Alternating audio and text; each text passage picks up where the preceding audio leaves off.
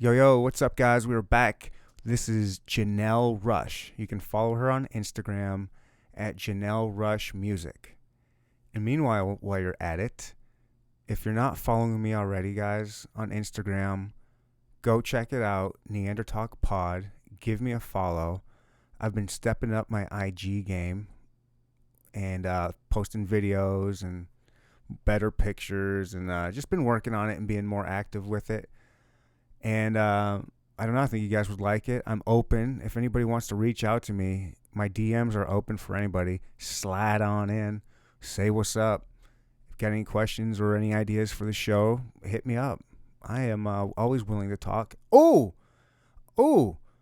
I also have a podcast. Hey guys, I have a podcast. It's called. Now I have a website, neandertalkpodcast.com. Go check it out. It's a work in progress, but it's finished and ready to go. You guys can go check it out. And as this thing keeps growing, maybe we will. I don't know. Just keep building. You see, we keep doing it. The studio gets added new things. Now I got a website. You guys are motivating me and keep coming, and the show keeps building. It's awesome. Thank you, everybody, for listening. Thanks. This is just, I love it. Back to the show. Back to the show, Ryan. Let's go. Janelle Rush, ex-Mormon, entrepreneur, vocalist. She does like EDM music. Vocalist, I think I said that, does an amazing British accent. This was a really fun episode. I'm not going to lie. We drank a lot of tequila and had a good time. This was a fun episode. You guys, I hope you guys like it. I know you will. There's some good music. There's some singing. There's some dancing, which you can see on the YouTube version. I'm going to shut my mouth now because this was like a 3-hour podcast. Almost. That's like 2:45. Enjoy the episode. Episode what? 77? Janelle Rush. I love it.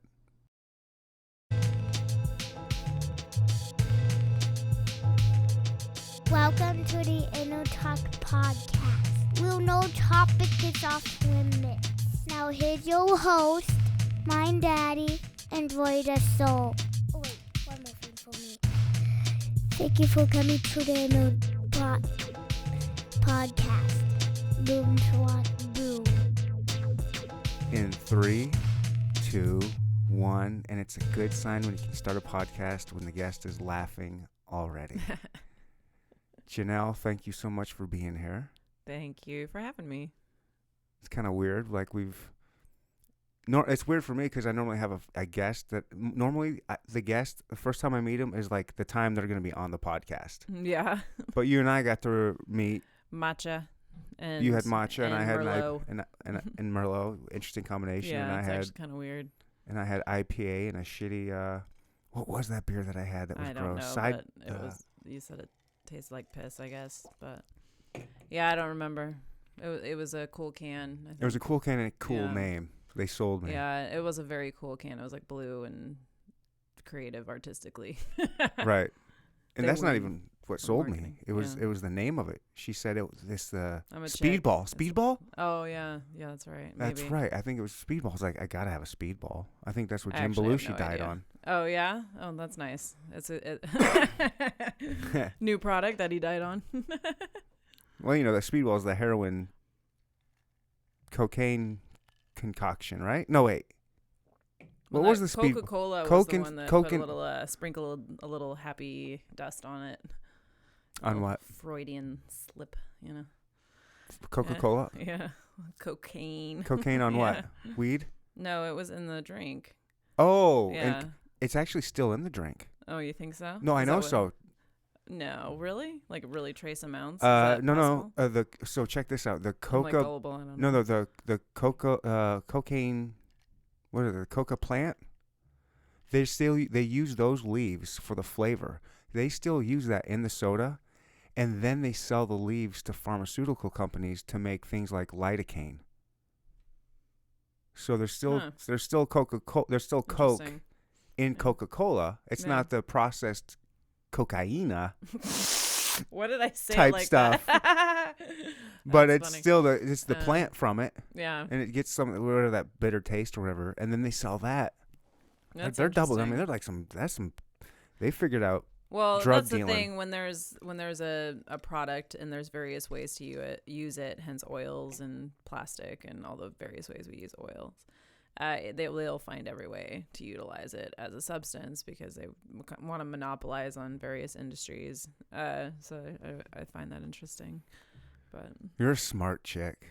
You're way smarter than me. So much smarter than me. I mean, everyone on my podcast, almost everybody, is way smarter than me. I wouldn't say that. I read a lot of books, and then I probably retain some of that information. Well, that's what smart people do.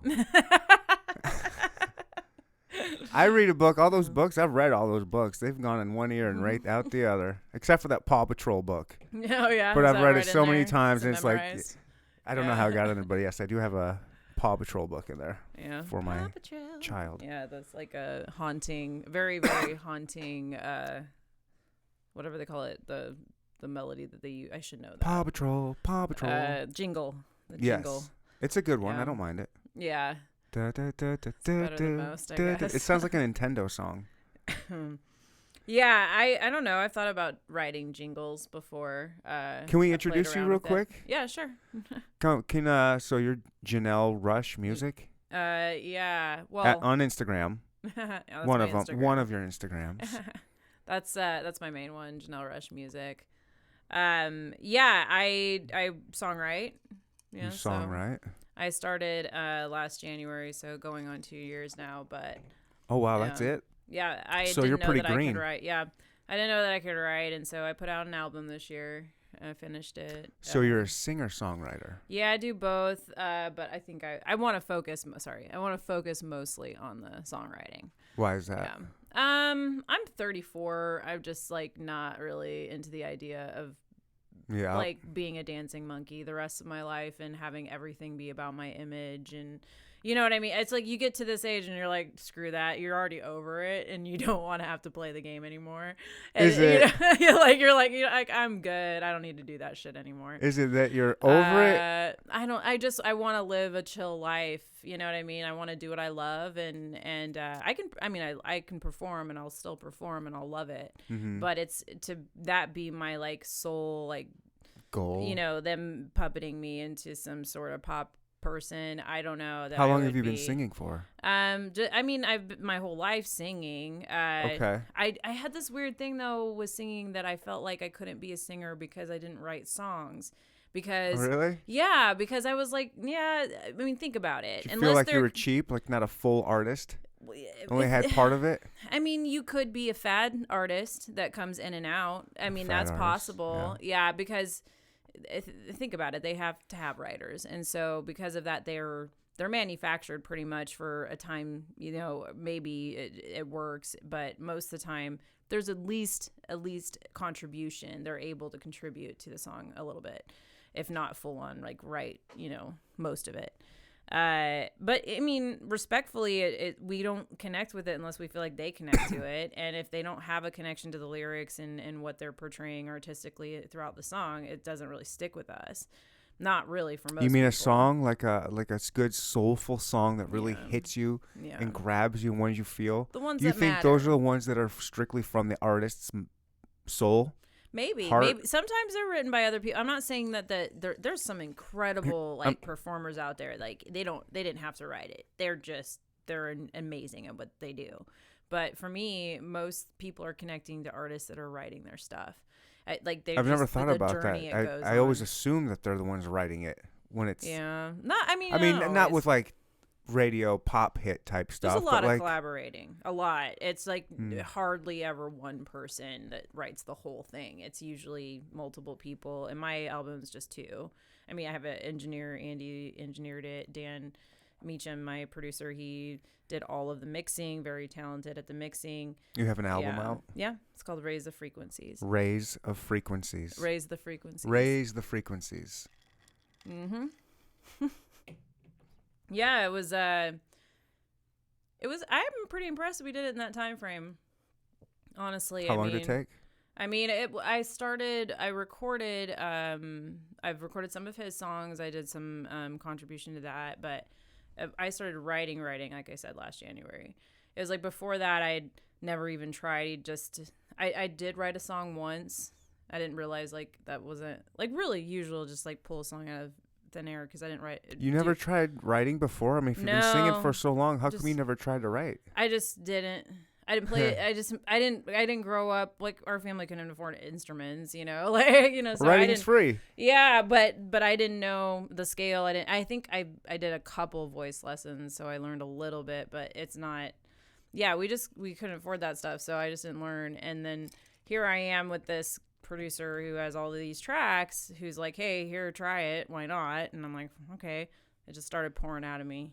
I wrote on almost every single one he sent. Did you have any inspiration behind these songs? Like what where did all of a sudden? A lot. One thing is I had a goal that year to try to read a book a week. I didn't make it quite that. I made like 40 or something. 40 books? Yeah.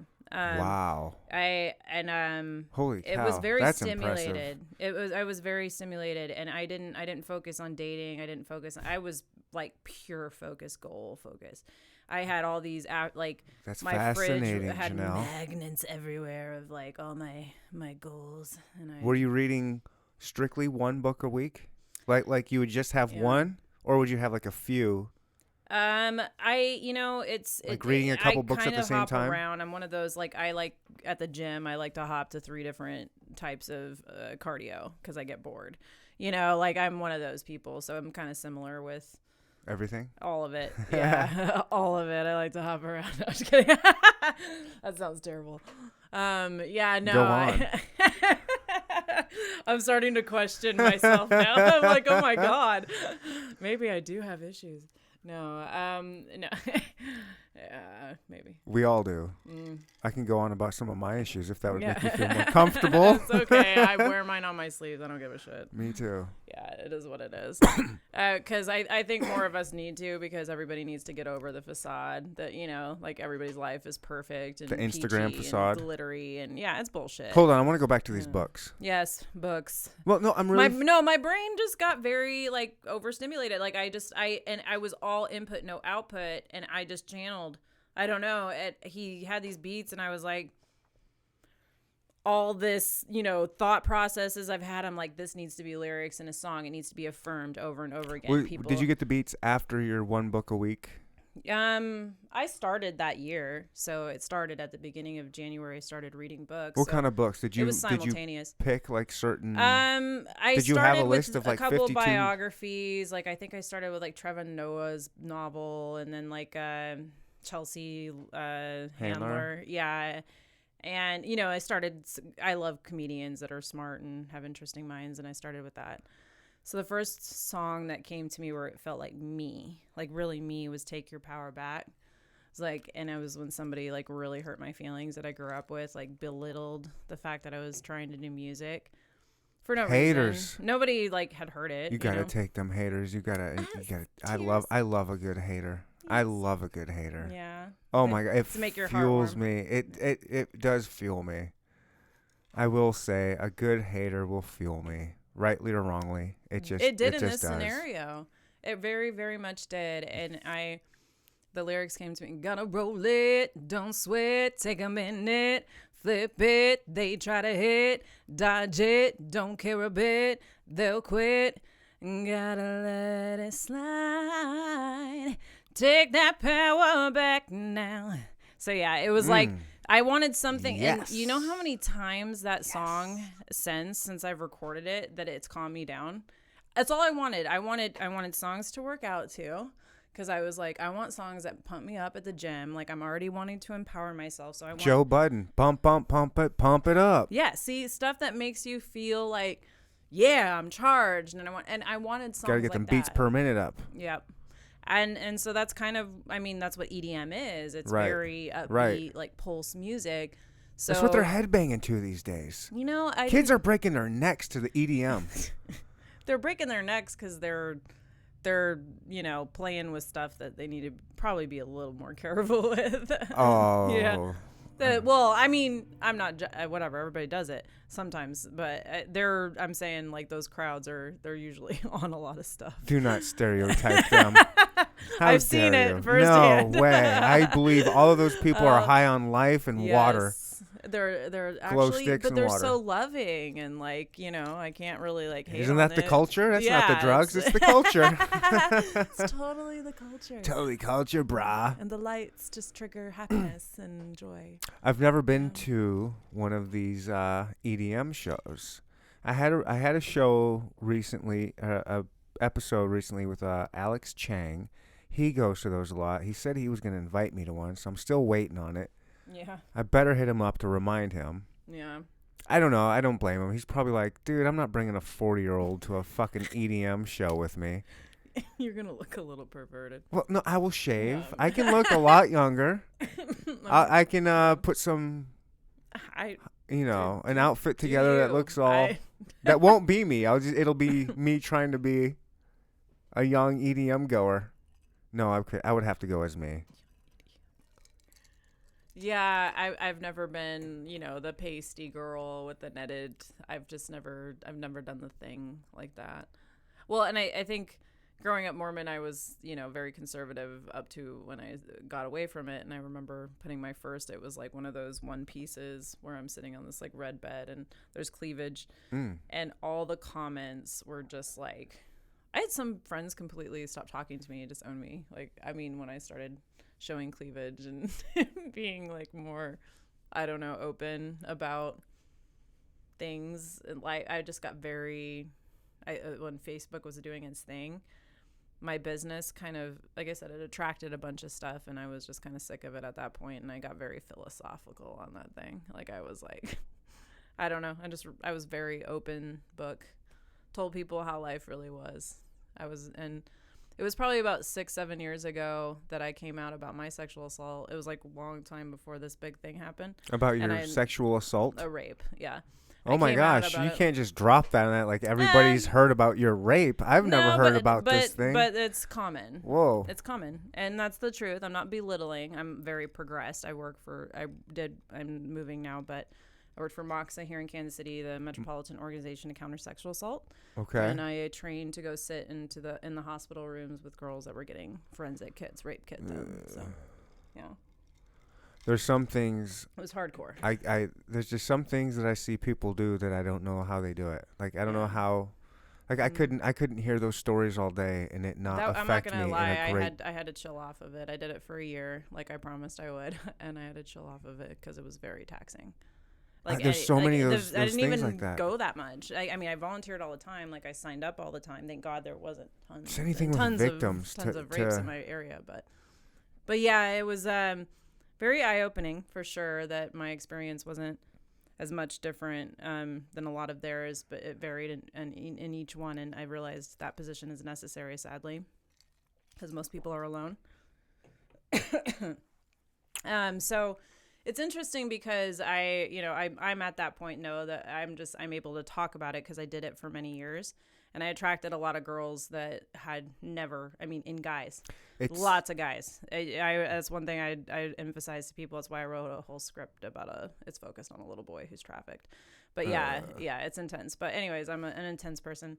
But yeah, so the focus to me on, women sometimes it defeats the point because it's just a problem in general. The problem of repression of sexuality and how people treat assaults, the way most people don't believe the victim, it's almost the default, and nobody's really stopped to ask themselves why that tends to be the default. Most people don't believe the victim. Is that really true, or is that perceived? Very much true. Very much true. And I see it over and over again. I've sit in these hospital rooms where, even what is that about? Is it because a lot of the time, I guess I should probably not open my mouth or I will sound extremely ignorant. Yeah, I don't know. I'm not going to speculate. When I did this position, which anybody that does want to in Kansas City, I encourage you to, if you have the capacity, like please do, because it's needed. But if you want to train for that position, you're going to study a lot of national statistics. They give you multiple studies. So you're able to see wherever you're FBI listening to this, statistics. wherever your local place is. Yeah, you can look it up. The Octavia, I have to look up I'll give you the links. But there's ways that people can train themselves. They can learn. They don't have to take anybody's word for the statistics say it. It's very rare that people give false accounts. And we hear the more extreme, like, when you're in high up positions, you're going to have false accusations. You're going to have people that are going to make, false stuff so they can get money out of you. That happens. That happens to every single person that's famous, male and female. Sure. It's not a good scenario when you get, really, really They powerful. should get the book thrown at them. But they ruin it for people that are in real terrible scenarios. But I do feel like the false ones do attract the limelight from time to time. So then people tend to believe that that's the default. Like, oh, these girls are doing stuff for attention or they're doing it for money. That's usually not the case. That's very rarely the case. It is a nightmare. You're scrutinized. Most people treat you like you're a whore, like you did it, like somehow you asked for it. It's the most demeaning experience that you'll ever go through. Trying to turn somebody in was more traumatizing to me than any of my prior rapes because I had been assaulted many times. Wow, before. really? That is... It was I don't way know more anything. traumatizing turning somebody in. This is a world I'm not familiar with whatsoever. Yeah, it's an intense one. It's a little rabbit hole. But here's the thing. I mean, I progressed to that point where because of that first time I opened up, it was not a good idea because I wasn't healed yet. And I I was like bawling my eyes out for days and it wasn't healthy at all. The second time I was much more empowered. I realized where I was at. Like, look. Open up to who? I put it up on a post. Did you open up before that to a therapist or a family member or a close friend? Most people when it happened for weeks. I didn't tell my own family. Most people didn't. He had a pretty loud mouth. He was a football player. Of course he was. And so he told a lot of people, but I didn't say anything for years. I didn't say He anything. told a lot of people? Yeah, he was publicly mocking me. A friend of mine publicly mocking you for what? For turning him in for rape. Yeah. Oh wait. Oh wow, wait.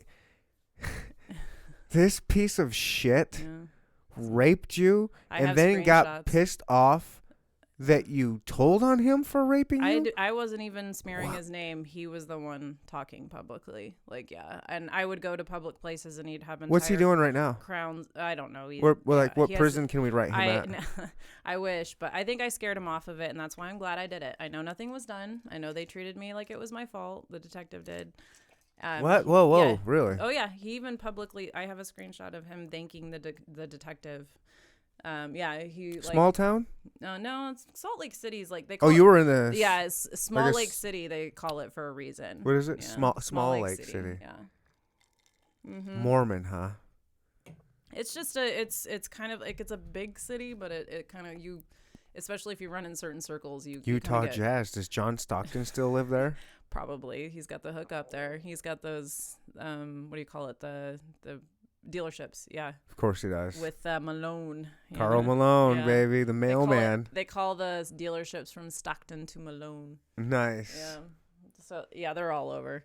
But yeah, I actually was pretty obsessed with the Jazz. Yeah, I was pretty done with them. Yeah, for a while. And they were the hot ticket for a while. I mean, seriously, Karl Malone and John Stockton, they were yeah, well, they were, and then I don't know, but that's all I can think of. That's all I can think of the Utah Jazz. That was when I was younger. But why were they the Jazz?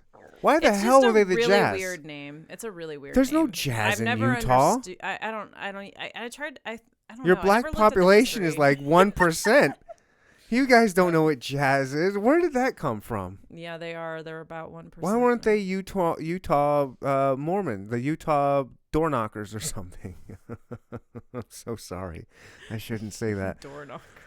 But I mean that they first time, I just made it up on this one. I mean it's because they've knocked on my fucking door many a time. The door knockers. They're the sweetest, nicest people. Mormons are the nicest people on earth. I'm gonna tell you. I had a designated driver in high school. 27 years of my life. That was Mormon. That was a good 27. Mormon. I was a good woman. El Salvadorian Mormon, huh? I'm still a good woman. I'm just, I'm telling you, it did ingrain a lot of really good things in me. It really did. Of course. But, no, it's not of all course, bad. It wasn't all bad. Structure. I was in the more, liberated discipline and structure, for right? women, but, it's progressed sense even, because it pretends they don't change. They use these lines and it's like, no, it's changing constantly. What is? The church itself, what it The Mormon doctrines. church? Yeah, what it doctrines, what it like the prohibitions, the who you were allowed to get the priesthood. Women used to hold priesthood, they now don't. It's I gotta be honest, I don't know. I really don't know anything about Mormons. It's a lot. It's a rabbit hole you don't want to go down to. It's way too much. It's like it's I know a the lot. stereotype stuff. You know, I can joke about it because they've knocked on my door or whatever. But and then I know about the silly thing about people. We really are. Like, here's what I know: they're the nicest people I've ever met. They don't drink. They're nice. There's 6 of them that are polygamists. And that's probably one of the revisions you're talking about. Yeah. And then what else? They're super nice. They don't drink. They like polygamy. They have a lot of kids. I don't know. I think. Golden underwear? No, wait. Golden tablets. What were the tablets? Joseph Smith was a con man at 14. Yeah. The golden tablets and the seer stone and the underwear, the secret underwear or whatever. Yeah, they're called garments. I know nothing about it. I just heard some funny thing about that from Mitt Romney or something. I don't know.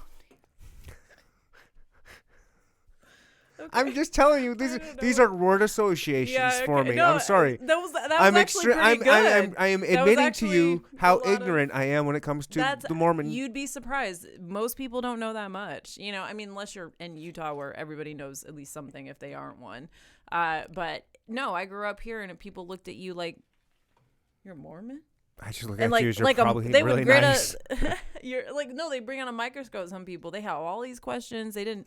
I get it. It's like Scientology. I mean, there's not much of a difference, very right? Similar. Yeah, I think everybody does. You guys get your own planet? Yeah, well, you can if you get to the highest glory of the highest glory. See, I knew even more now. Well, you can progress to that point. I mean, this is an ever expanding. Who's populating that planet? You know, but you have to earn the Elon Musk. Of course, you know he's already passed the test. That's why he's sending out cars already. Yeah, he's here like playing around on our planet. He's like, man, I'll just hop on this one. I want to see what's going to I'll make some things. Is Elon Musk the ultimate Mormon that has already gotten his own planet and multiple planets, and now he's here? He is a Mormon alien. I heard that, Joseph Smith was messing with them drugs, man. Who was he? They all were, man. What kind of drugs? I don't know. Mushrooms? Isn't that what the burning bush was? That was DMT. Yeah, exactly. That was the acacia bush, the acacia tree. Yeah. So it's very possible that all these leaders, they all see the same stuff. They're like, hey, dude, well, tripping, man. We'll let you know what's up. We're trying to make the planet more peaceful. We keep trying to tell you guys. Was Joseph Smith trying to do that, or was he trying to? Well, he's trying to get laid. Was he trying to bang a bunch of chicks? He was trying to get laid. Oh shoot! Yeah, but he had some. He dropped some wisdom in there. He did. Did he? Yeah, he did. He dropped some wisdom. Like what? Like Native Americans. Native Americans are. What is the Native American thing? Yeah, they killed some of those, but no. There's a. Everybody was so bad to them. No, Native Americans were the lost tribe of something. Israel or something like that. Oh, yeah. You know more about my religion than I do. I don't even know. It's coming back to me. Yes. And then there was a rich Mormon that was. I was an Israelite person of a certain heritage. But I don't remember what. Okay, yeah. There's some kind of the Native Americans were some kind of lost tribe of Israel. Ephraim, that's what it was called. And there was a really rich Mormon that was like, believed this and said, yes, it's true. Yeah. Paid to have a DNA test, and no, it wasn't true. I believe. Oh my gosh, I'm so nervous. People can internet check me. I believe the Native Americans were Asian. Google people, right? Look it all up for you. Asian descent? Sure. I have no clue, and we shouldn't even try. I like trying. Yeah, good try. Fact check me on that. It was further along in the knowledge that I had about the thing. So yeah, no, I don't know. It's a very interesting religion because it emphasizes family, which is a very beautiful thing. You have an instant community anywhere you go, but it is basically a giant pyramid scheme. No, it's like any corporation. It's worth a lot of money. It's got its heads. It's got it's protectors and it's cover-ups and it's Right, that whitewashing Brigham Young dude was an history interesting fella too. Yeah, he kind of ruined it all. Yeah. Like Joe Smith had his issues, but Brigham Young came in and he was like really ruthless, right? Yeah. Right, Well, he yeah. was racist. He had like 50 wives, but he even like sent Dang, men what a baller. on sent men on missions and like married their wives. This is crap they don't tell you growing up, and when you have the internet and you have a brain and you start to like stop believing you're not allowed What to does the Mormon research church it. do now that the internet's popping and cracking this day and age? It's ruining a lot of religions out there. But no, I think for the most part, you get so caught up in the community of it, and you're brainwashed your whole life. You spend so many hours per week at that church and indoctrinated. and rituals and so I mean it's repeated, and that is what people don't understand. Brainwashing is having those things repeated to you on a regular basis. It's not some like hidden program that like it's like that's all that has to be. It doesn't have to be a frequency that's sent through your phone at certain point. It's just repetition of bullshit. And you, especially when you're young, that's when you're impressionable. That's when everything. So when you're a sponge and you're just soaking it up. Yeah. So that's what I knew, and I was devout to it. I believed it wholeheartedly. You did. Yeah, I did. I really did. I was convicted. I was hardcore You're about it. hardcore. Nothing could change your mind. I'm a straight up Mormon, Big G. Yeah. Cannot fuck with this. I got the golden garments. You can't see nothing. I wore them. I'm gonna have on my own planet. I'm gonna have a husband that's gonna have 7 or 8 sister wives. I am down with the clown. You were down. Exactly. What changed? What happened? Well, first off, dating sucked, as you can imagine. I can't imagine. Yeah, your pool. Why did dating suck? If you're around your pool all, is nobody. You have what? Where? There's how many In Salt Lake Mormons City? on the planet, let alone and they're like 90% douches that are Mormon. It's really hard to explain. I've dated these, and for some reason Mormon dudes are douches? I attract these guys probably from growing up so conservative, but they grew up really conservative, and you tend to be the thing that's like breaking them out of that, and they just what do you go mean through you this are? bullshit. You're a Mormon. Like if we have a relationship and we do anything at all that is outside of the strict sexual standards, like they act like you're like the spawn. Well, of why Satan. are they implying that you're going to do that?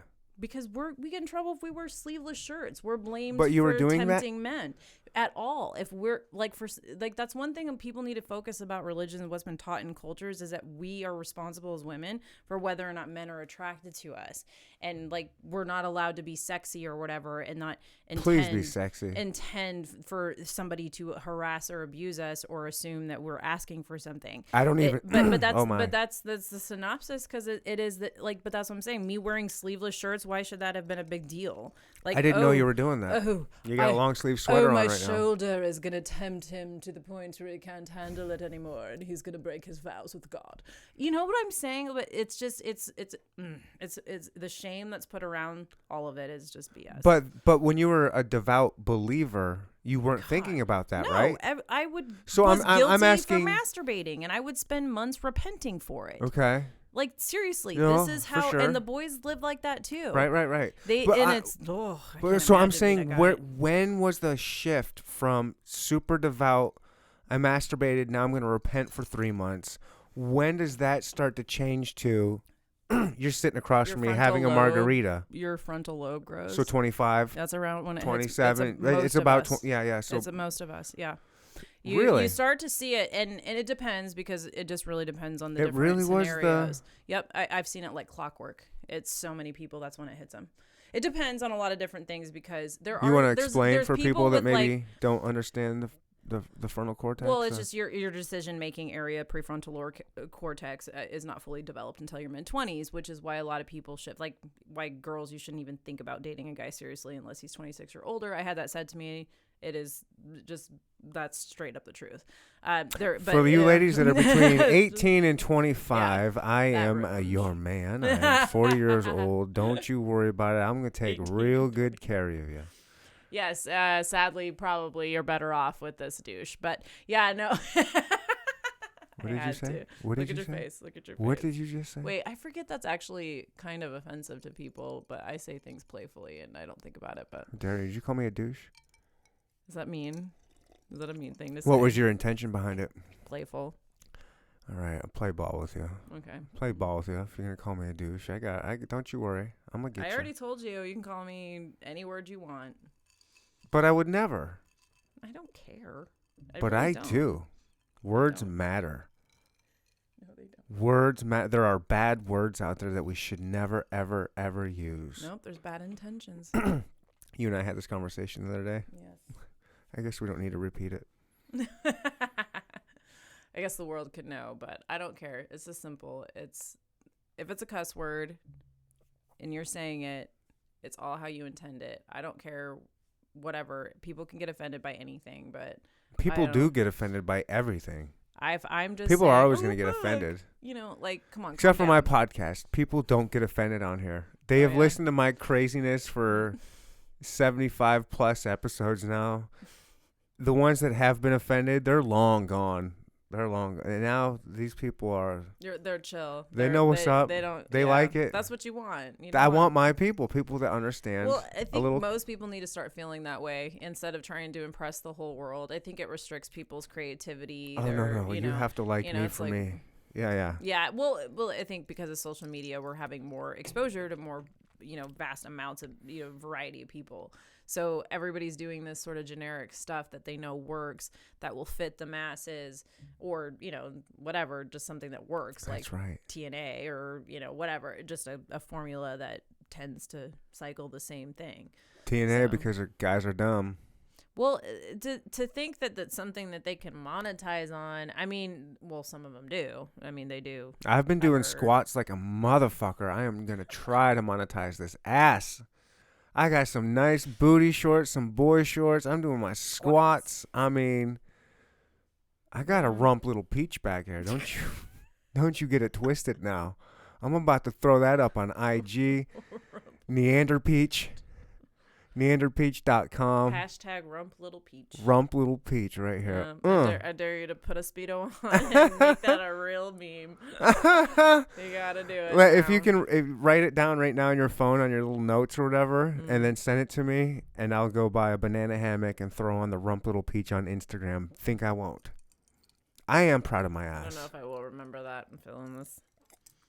You're feeling already? I'm on to my second one, and this one's pretty stiff. I don't drink that much. I've gone through phases, but not right now. I haven't really been drinking. Well, you're Mormon, so you shouldn't even be doing this. Hey, one thing I will say, because I went in and out of like a rebellious streak, like in my 20s.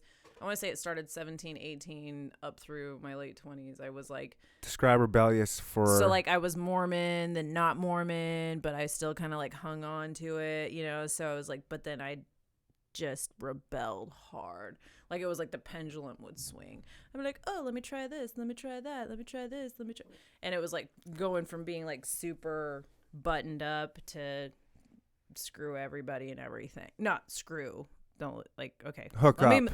Yeah. Hook no, let me. I meant like screw it. Like I don't care. Like I don't care about people's expectations or whatever. I just did what I wanted to do and push the limits. But it was rebellious for me. For most of the world, probably I seemed kind of mild in some ways. Right. But in the Mormon world? I don't know. Yeah. In the Mormon world, I was hardcore. I did have some stages, don't get me wrong. But it was mostly experimentation. I was never caught up in anything crazy. I never did any, like, I never got addicted to anything or, like, had any, did a football team or something outrageous. Swallow that quart. Inside joke, everybody.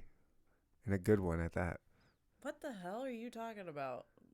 We had a joke about yesterday at the inside joke to myself, everybody, not even to you. Like, I don't know. Remember talking about that? You were talking about sounds gross. Swallowing a quart of... Never mind. I really don't know what you're talking about. Was I feeling that Merlot more than I thought? You were probably... Yeah, we were talking about soccer team. Oh God. Oh God. Might be coming back to you now. Yeah, just a new subject. Oh. Please.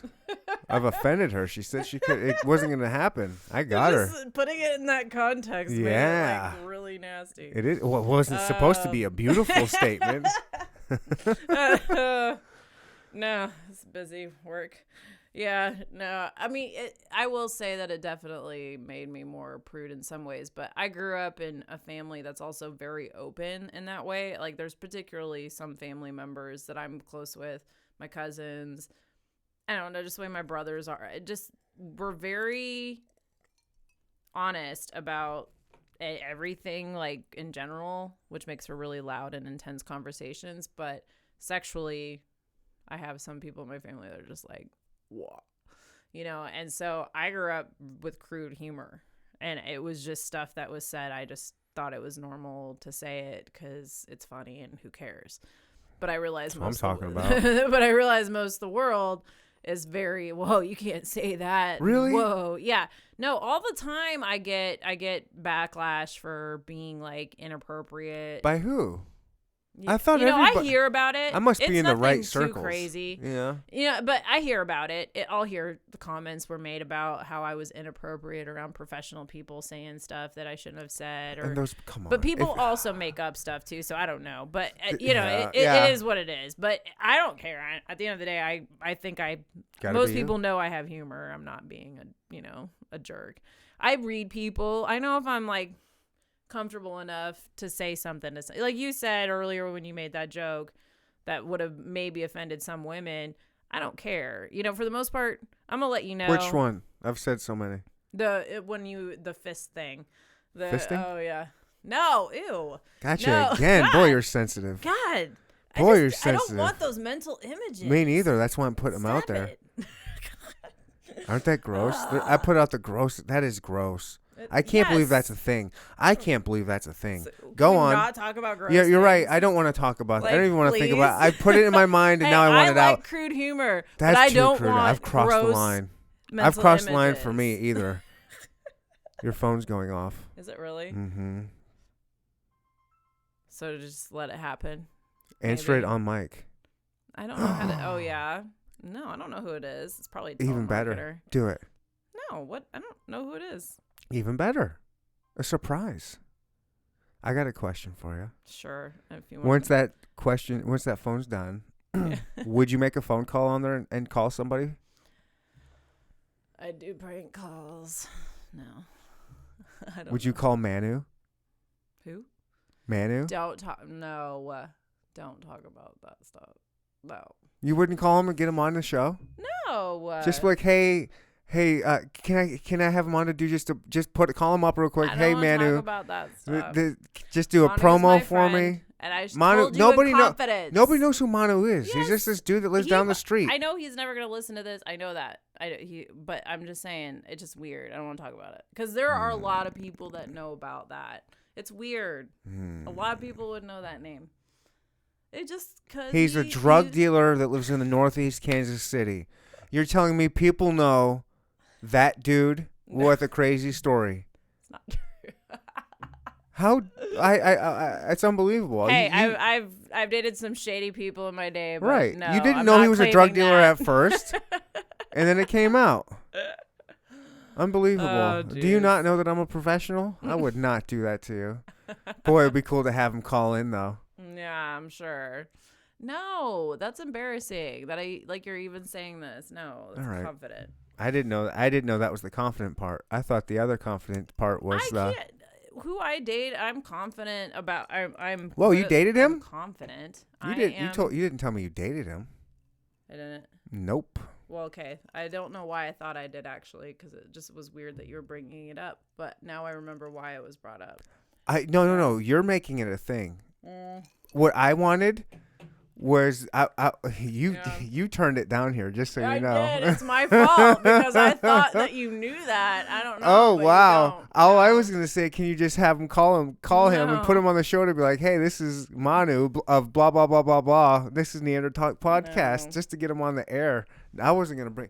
I didn't know you dated this drug dealing fool. He's not in prison, is he? Shut up. New subject. You have got so many subjects to touch on. I don't even know where to begin. We've bounced around so much because you're keeping me off. You don't want me to get too deep into you, do you? No. Why would I? I don't know. Because I want to know. Well, the world wants to know. I'm still interested. We got to go back to these books. Oh God. What made you? Why is that? Everybody's oh God. so interested in books. Are they? Yeah. No. I'm interested in the books. I think it's amazing that you took on the challenge. What made you challenge yourself to read? I read a book that had suggested that, or I don't know actually if it was a book like or a self-help book or something. It might have been an article, but it talked about how a lot of very influential people, that was one thing that they did. That was a common trait. For how long? Was reading a book a week. Nobody does that for. I take that pretty back. Consistent. Well, my honestly, grandpa did that his whole life. You can stay if it's a habit. It's a habit. No, I wish great I would have point. kept it a habit. I did keep some things a habit that I made a goal. But for the most part, it's not where it was at. It takes 7 days to start a habit and 21 days to. Yeah, it's a combination of like when you set me goals. 21 days to create a habit and 7 days to break it? I thought it was 30, but it could be 21. I don't know. But I know it's effective if you stick with something, but you have to get through the uncomfortable part, the part that where you like are used to doing other crap. So, you got to get comfortable with the uncomfortable. Yeah. And so for me with books, You're so smart. I'm not. No, not really. I don't know. I'm an auditory learner, and one of the problems I have is I'm kind of dyslexic, especially with numbers. I have a really hard time. So reading was really hard for me. So having Audible now is way different for me. I'm able to get through way more books. Okay, hold on. I actually listen to them. So people that act like that's not reading a book upsets me. Okay. Yeah. Hold on. That's how I absorb. You didn't read the books. You want to do a book a week, but Audible books. Yeah, well, some of them were handbooks, some of them were Audible books, but yes. Okay. Yeah, some of them were books my friends wrote, so yeah, they were like handbooks. Okay. But no, yeah, that's how I learn. I almost remember everything I hear. So I've heard the argument over and over again. Oh, it's not reading for real. I'm like, it's not. If I sit there, there's a difference. If I miss something, I rewind it. I'm not. It's to me. I'm very attentive with it. I mean, I can do it simultaneously. I would work on my business stuff a lot of times while I was listening to audiobooks, but for me, most of it was hard stuff that I had to pay attention to. The hardest one was called, I think was it a New Reality? Yeah, it was. I remember. Yeah, it was. No, shut up. Yeah, this guy's a freaking genius. It was like a 14-hour book. Shut up. But yeah, so that one was hard. I had to stop it a lot. I'm sorry, I'm stupid now. He's like, whoop, whoop, I'm ready for a shot. Let's do it. Let's get crazy. You want to do a shot? No, we'll wait. We'll wait till you're ready to pee or whatever you wanted to do. You said you needed a break at some point. Don't we all? Yes, they're nice to have. Yeah. But yeah, no, yeah, hi. Hello. How you doing? My name is Ryan. Muy bueno. Muy bueno. ¿Cómo está? Bien, ¿y tú? Estoy muy contento. Seguro. That's the extent of my Espanol. I am doing Duolingo. I have a friend that moved here recently from Chihuahua. And I am trying to learn. She's amazing with English, but I'm trying to do a little bit of Spanish Chihuahua, with her. Mexico. Mm-hmm. I like it. You've never heard of it? No, I just like.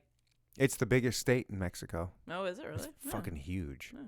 But it's all mainly desert. I've been to Veracruz. I almost did some business there. Here, this we got is a the drug best dealer way. on our hands, Listen everybody. To me. No, this is weird, but like I had no clue what I was doing. I was attracting business like crazy because I sold like crazy. God, there's so much to talk to you weird. about. You're like a Jill of all trades. Cosmetic company. I don't even. I still know like nothing about you. Like I don't know like your profile. I won't go into how we know each other or met. Yeah, because you haven't insinuated. Okay. I haven't, have I? Yeah. How? You have. Yeah, when? you have. You've insinuated. What have I? Just by how you opened it. How so? What have I insinuated? Oh, so you're ready. We had some matcha and some wine, and it's pretty obvious. Okay, Yeah. so when I'm gonna have a female on the show, Yeah. a lot of times to make sure that they're comfortable with coming to a single dude's house that his studio's in, hey, I'm cool with meeting you beforehand, so you know that I'm. You have to, because there's freaking creepers out So there. yeah, that's people understand that that's what our Yeah. meeting was. Yeah. So essentially, whatever you're you saying you don't know me, I don't know you either, but you have to be able to get an overall vibe with a person and whether or not you're actually going to have an intentional and decent conversation with somebody. Right. And that was the I biggest fooled thing you. with me when you said podcast. I'm like, yeah, if I couldn't have, a good conversation with you for a while, like there's no way that we would have any fun doing a podcast, So you want to find those things out ahead of time outside of the, are you a psycho? That's on your, I understand why you would think that.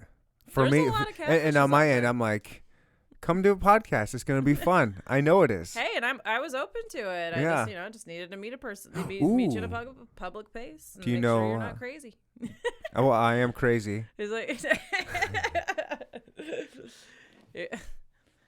I should be scared. I locked but the doors like like Matt it. Lauer. I have Yeah. a block underneath here that locks that door. You're Oh, Matt Lauer lock.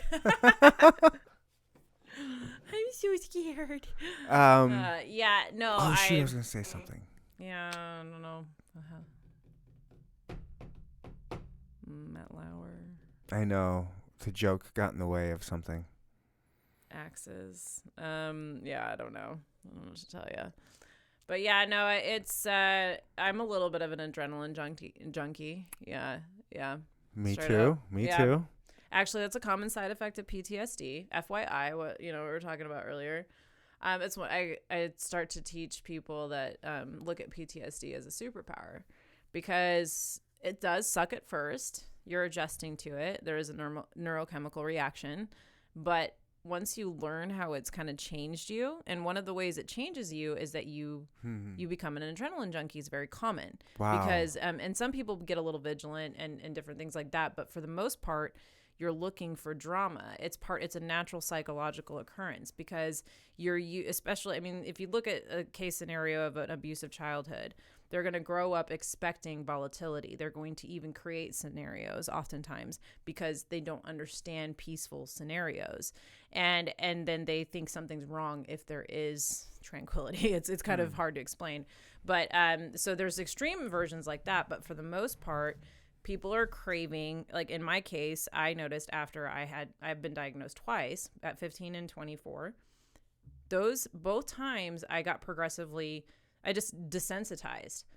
I could walk to gang zones in El Salvador. I went to India by myself to visit a sex trafficking organization. Oh man. I jumped a off female in India. Yeah, by myself. Jeez, that's like walking into a gang full of fucking crocodiles and hoping not to get jacked. Yeah. It was pretty nuts, but I was Fuck way that. into it. That was actually the biggest high I ever had.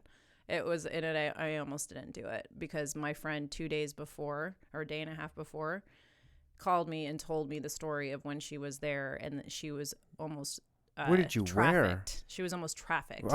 And India, so people don't know. India's scary as It fuck. is. I'm sorry, it is. A lot of people Yeah. don't know. They Yeah. do not understand. They don't I mean, think it about does it. have some like reputations that are over the top, but for the most part, it's the sex trafficking organization that I went to visit, prajwalaindia.com. Please check it out. It's Sunitha Krishnan. Slow down. Sunitha Krishnan is her name. She has a TED Talk, a few TED Talks now. It's a long story how I ran into her and why I visited her organization, but it was a godsend because she totally warped my mind. Just meeting her and seeing her organization was the most eye-opening thing I had tried to find a legitimate organization prior to that. She's rescued over 27,000 women and children from sex trafficking. Yeah, she is a badass. Hey, Yeah. Mother Teresa, Yeah. take a back seat. You got nothing on this chick. No, I'm serious. I felt Dang. so inadequate. When I Dang. was there, I Imagine all if of a you had- sudden never felt like everything that I had ever done I was like, oh my God, I'm the laziest person alive. This chick did this in India. She's probably humble as hell, Oh too. God, she's the most humble person. Of course she is. I had these moments with her What's that wrong were with so me? intense. They were because we were both so guarded. We'd both been through so much crap, and she didn't believe that I cared, and I didn't believe she was legit because deep in our subconscious, not we talked about it. We talked about all this deep stuff. But I looked at her and I said, you know what? And you have to understand, this woman has had checks written to her like from Meryl Streep, Reese Witherspoon. She doesn't give a crap. I'm looking at her like, I'm like, I've met all that crap. I've met people, whatever. I have never been excited or humbled to meet somebody except for her. I've And met I Myron looked her in the Mixon. eyes, and we both teary-eyed. It was like, I've never cared about, like, I was in the presence of, Inspiration. Yeah. She's been, like, beat up 14 times by traffickers, deaf in her right ear because of it. She's changed laws in India. She's taken down policemen, police forces. She's unreal. She lives in India? Yeah. And she doesn't want the celebrity crap. We talked about it. It ruined people. It ruined her friend, Somali Nam. She got, like, all these celebrities started jumping on her, and her husband did a smear story, and it got cover of Newsweek, and she was done. And she was doing legitimate work. Yeah. And it's like, and Why can't you do legitimate work after the celebrities get involved? It's very complicated. I don't want to go down this rabbit hole. Well, you brought it up. That seems like a simple question. But it's one of those things that, like, okay, I would talk about it with you, but then I'm like, oh, this is like, no, that's cool. Hey, stuff. no, that's cool. We don't have to go down that rabbit. We Yeah. don't have to. We don't have to go down there. Yeah, it's You know, people want to know. I want to know. I mean, I like to ask the hard questions that are going to get out there, but I understand if you don't want to go down that road. Sure. I mean, it's a simple Hollywood's question. interesting. Let's just put it that way.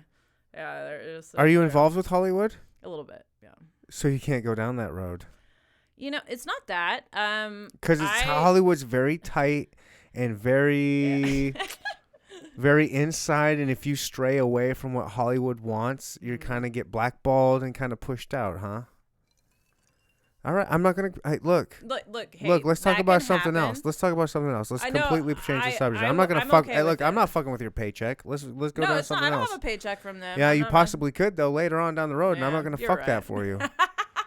That's not gonna be me. This fucking gigantic podcast that fucking, Epstein still listens to this. He's not dead. Answer it. That's is your it phone going again. again? You're not a Okay. professional. You're not a professional. We can hook that up to the speakers and put it on here. Oh, see, telemarketer.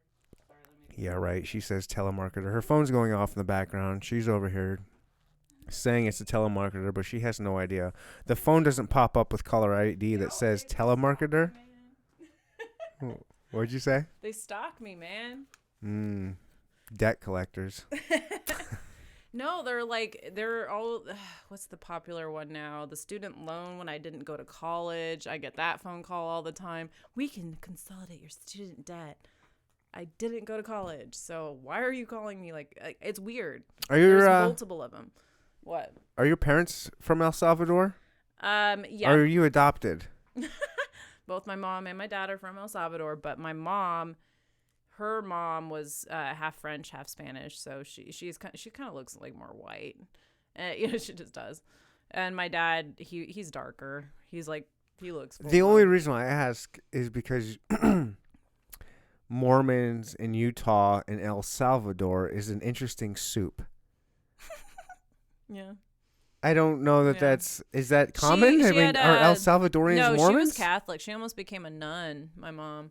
Yeah, but she came to America and probably was humbled by plenty of things that had gone on, just everything from being a mom to the situation in LA. I'm putting this aside. Yeah. I'm letting you catch up. I want like a real Yeah, no. So anyways, El Salvador's jacked. It's jacked. It's got MS-13, MS-13? 18. It's the deadliest gang in the world. Like I didn't know they were. It's I guess pretty, they're everywhere. they all got aren't they? deported down there. Now they're rivals down there. I think they're own in Alaska everything. too.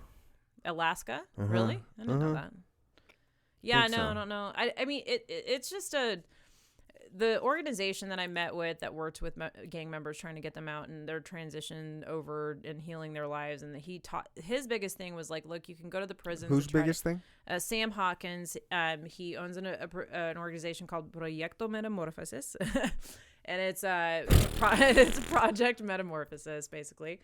And Vinculo de Amor, him and his wife over 20 years ago. Vinculo de Amor?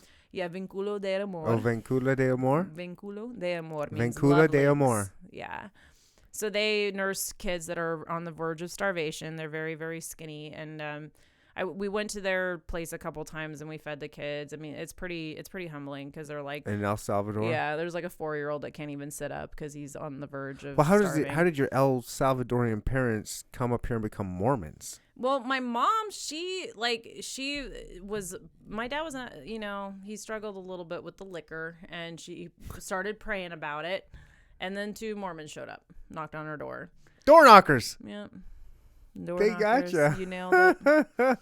It was, within a couple days from what I remember her telling the story. So, she's just, the timing of how devout the prayer was and when they showed up, she has been hardcore ever since. And, it's Did it help your dad? Did he stop being an alcoholic? No, not then. She did it, the prayer thing again. And it's really weird because right after that happened, it's weird because I hear these stories and I don't know. He got paralyzed for a while out of nowhere. They had no explanation for it. And then it made him have to quit drinking. Yeah. It was weird. Where do I sign up? Yeah. You see you felt the spirit. Now you're converted. Where do I sign up? I was just downtown. I took my daughter to Kansas City I take her every other Friday. We go downtown and have a little daddy-daughter date. She's 3. And we were just down there a couple weeks ago, and the Scientologists were out hanging out little papers and chatting our ear off everywhere we went. Kansas City's gotten filled with Scientologists all of a sudden. Really? Uh-huh. I mean, they've been here for a while, but and they were all over. Yeah. We took the streetcar to different places and stopped off and would walk. It was a nice day. Yeah. And every stop, these Scientologists came up to us and handed us a little brochure thing and was trying to talk to us and super nice and stuff, but yeah, forgot where I was going with this. It's a profit machine. It's a lot like Mormonism, Scientology. There's right, but I'm saying your dad got healed by God from being a Mormon, from the Mormon door knockers. I don't know if he got healed, but here's the thing. My mom had a support system wherever she went, and him being in the military, that was a beautiful thing. The Mormon Church has what they call the Relief Society, which is known as one of the largest women's organizations in the world, because anywhere you go, if you're a Mormon, you're going to have a secretary, a president, all these women that are part of this group, no matter how small the ward, whatever, all in every city and all over the globe. That's beautiful. That's something I actually think we women should duplicate and men should duplicate. I don't know. Just people should duplicate that. Because it's just this instant network that you have wherever you go, where you're just there for each other. Mm-hmm. And that's something that's just who can be mad at that? Yeah. And so there's plenty of that was on a superficial level, very beautiful, very wonderful, because I like me not having a dad around because he left more when I was around 10 and they had divorced around then or whatever. So I always had dads that would come to the daddy-daughter dances, or there was always some daddy issues. Oh, every girl does. I'm a little bit older, if you don't know. What are you doing after the podcast? You're a little bit older. Yeah, it'd be when you're 6 years old. Yeah, I've got. Listen, it's No Shave November. Have you looked at this? Yeah, I've got some silver. Got some grays, yeah, silver. Yeah. Let's call it silver, please. Thank you very much. There is nothing wrong with. Hey, I don't. I probably have some of those going on in there. Yeah, somewhere. you do, but I wasn't gonna mention it. Did you? Do I really? Big time. You said big time? You remember? Have you seen Frozen? Oh, shut up. I was like, how have I not noticed it? And I was looking the other day and I thought I might have seen one, but I don't. You're beautiful and young. Thank you. But no, I do have some in there. I know I do. Not quite as many as yours. Well, listen, hold on. Okay. Let me defend myself. I got none up here. It's all here. It's weird. It's all in my beard. It's not my hair, like my head. Well, guys, you don't have to worry about that stuff. You just don't. I don't worry about it. Yeah. Well, I do. I lied. Either. I just lied. I do. It God works. Damn it, works tequila for you guys. It just does. Well, it's funny. My sister's got her grays just came in. What would she be now? She's in her late 40s. Oh wow. And yeah, but it looks good. It looks like she has highlights. I told her, yeah. Well, none of my sisters have changed. They just don't like. They just haven't changed. Other than Good genetics. they get grays. Mhm. Yeah. Yeah. My cousins, same thing. I don't know. It's my aunt. I saw a picture of her when she just never looked her age. She was up in like her 70s, and she just looked like, I don't know. I'm like, I hope I get some. You know of what they that. say? El Salvadorians don't crack. No, they do. Just all at That once. doesn't rhyme. They're like, That doesn't rhyme. no, that doesn't. But yeah, it's a nice thought. Yeah, I told you I had this great El Salvadorian dude on my podcast. His name was Henry, that moved to Australia when he was like, I don't know, adolescent. And we were drinking. They brought tequila. I believe they brought tequila to the podcast, and we were drinking, and it was so funny to watch his accent come out the more he drank. Yeah. It was just so funny to see like a brown El Salvadorian dude talking like an Australian. The more he drank, it was great. He's a really good dude. I like that guy a lot. Yeah. Yeah, good old Henry from Esquipula's Coffee. Esquipula's Coffee. Hit me up, Henry. Let me get you back on here. Yeah, I don't know. It's interesting because I can't claim much because I didn't really grow up there. You know, I've been there 4 times. You I just worked got for the nice embassy complexion down there. from there. Yep, just kept the tan from when I was there. I'm about to pay an extra $10 at Planet Fitness to get that tan myself. Oh yes, just don't burn all your skin cells off, okay? Y'all keep some of them a little less crispy. You don't want them to be so crispy. Ooh, that's nice. Yeah. No, it's easy for people to bake themselves and try to look like, I guess because of the darker skin makes them feel thinner or more lean or something. I don't know what it is, but in other cultures it's like more popular to lighten your skin. Oh, have you seen? Pakistan. Is it the Japanese that have been the Japanese women lately?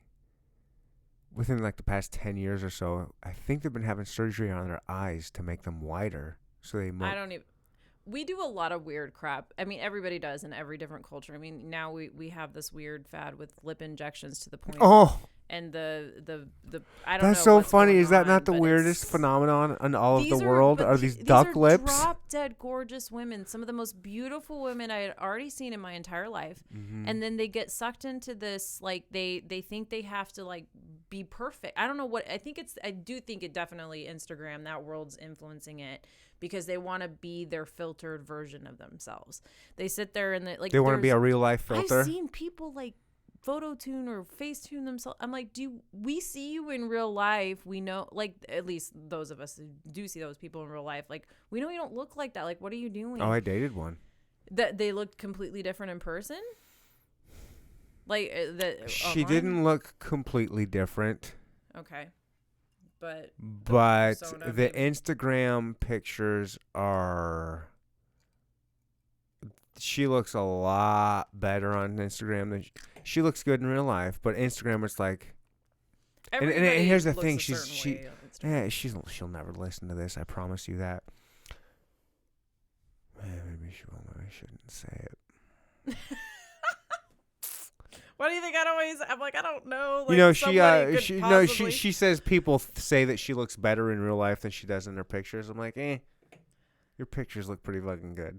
Yeah. You know, it's fine, but this is some of the things I hear from guys a lot. Like, I mean, my guy friends will tell me that there's been times where girls are, I mean, just completely different. It's not, they like, the girl kind of looks at them like, oh, are you upset? Or, I mean, are you happy with what I am like? And what do you say? They know, and it's, but in these scenarios, look, just be honest. Like I told you, I try to throw at least one photo up where I don't have makeup on or really, really low amounts of it. Yeah. You want to get into that? Yeah. Well, you have like, dude, this is what you're signing up for. This is what I look like. Yeah. You can glam shot it. You can sit there and try to, whatever, but they deserve to at least see something that is. Can I pull up your profile? What? No. Okay. No. Okay. You pushed the line. I knew you were going to do this. I'm not going to do anything. Would you like to take a break? You want to take No, a break? I said- I'm letting you off the hook. Let's take a break. I got to go let's potty. Okay, go potty. No, Damn. before we go potty, by the way, my friends did this to me. They put my freaking phone profile up on a TV screen. Oh, I wouldn't do that to you. No, they did this. 3 of them sat there, and no, this was hilarious. I'm not gonna lie, but I had anxiety so bad the entire time. I wasn't on, or I don't think I was on Tinder, or I had just started it or something. Are you on Tinder? No, it's up but I don't use it. What do you use? Hinge. Yeah, that's what I use. Yeah. You still looking? What you looking I don't for? look for anything. I'm moving. What you looking for? Oh, so you're moving. So you're looking for just something casual and fun. No, I mean, I don't. I'm just fucking with you. I think I start conversations most of the time and just to see what people are about. If something's going to, be a little bit more interesting and sprout from something, whatever. But for the most part, I have zero expectations about talking to anybody on this crap. Let's take a break. I mean, geez. I can get better at it. Anybody can get better at it. Look. Can they? Yeah. Can I learn to be I a good... I do believe that with the right vocal lessons, a majority of people would be much better singers. It's just, there's a lot of things restricting people from even now, like I have restrictions that I've had to move through with speaking just in an expressive way, like instead of just so tight. A lot of people are just nervous and tight, and it makes them sound like crap when they speak. Yeah, when they sing. You got your headphones on the wrong side. Is it really? Oh, crap. There you go. It'll just feel better. Yeah, that does feel better. Right. But yeah, no, I just when it comes to singing, I think most people, I mean, there are some people that think they're really good, and I don't understand how. God forgive me. I don't know how to handle it when they're wanting to pursue something with it, and they tell me this, and I'm because I do believe with lessons people could get better. But do you give lessons? But they think no. I'm not there yet on that level. Could you give me a lesson? How could I improve? Don't sing. No, I'm just kidding. Oh. Basically, your vocal cords are like a muscle, like anything else. You got to stretch it. You got to move your body. It's an instrument. You have to know that this entire thing is an instrument when you're singing. And most people, when they're singing, are just, super tight and nervous and, and kind of self-conscious about it. And it restricts them in all these different ways. And, for the most part, there's some people that have more of a ear and knack and, for sounding good than others. It's just a more natural ability that came to me more naturally, but it was way different once I had the lessons. She just opened me. She made me realize like this whole thing was incredible, and I now use all of it, and I now have my whole soul in it. I mean, I trained for years in acting, and until she was like, okay, now do it like a monologue. It just clicked in my brain. And you're an actress too. Yeah, I did that. Jeez, you're just all I didn't Jill stick with of that. all trades. I didn't stick with that. It's too political. It's too political. Oh god, the Hollywood stuff. You get hit up constantly for roles, or friends will tell you they're going to give you roles, and they're full of it. They don't. It's a lot of it is. It depends. A lot of it is perverts just trying to get with you, but it's not. In Hollywood, where were you doing your acting? Smalleywood, Hollywood, all of it. What's Smalleywood? Smalleywood's in every community. Smalleywood is anywhere where there's a casting director that pretty much dictates the whole state, and because of that, is there one around here? Own it. Yeah, there is one. There's like a Right Lard casting is the main one here. I've never been casted in Kansas City by them. Yeah. What do? You go up in there and say, "Hey, I want to be in something." Yeah, no, they have auditions for commercials. Yeah, they have. Local? Like mostly local commercials. They do some SAG projects. And those are going to be the higher paid ones where they want, any company would want to hire a casting agency because they weed through stuff for you.